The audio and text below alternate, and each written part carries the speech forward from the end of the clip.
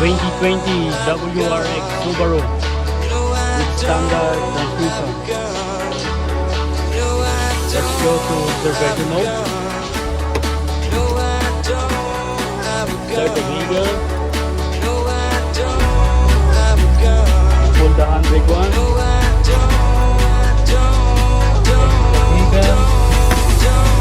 Close the door. Engine shut down. Turn off the door plate.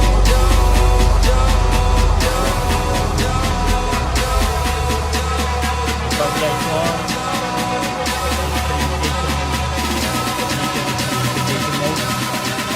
So let's try to start the vehicle using the one side. These two-way remote start.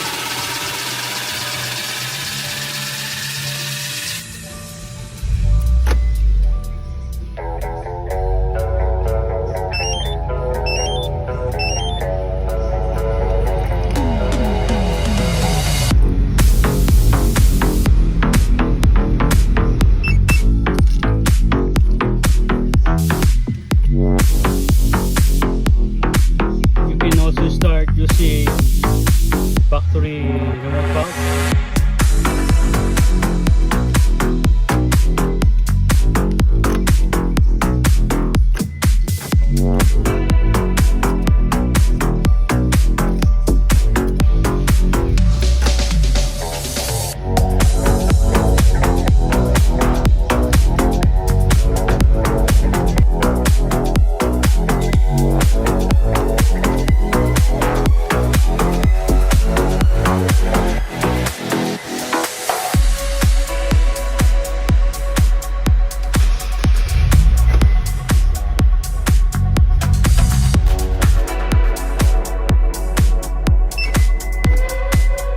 Two-way LED.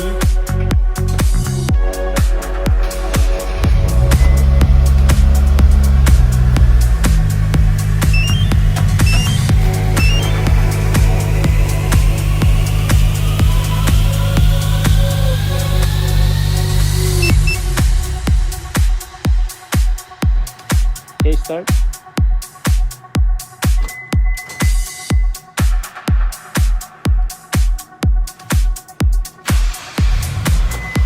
Okay.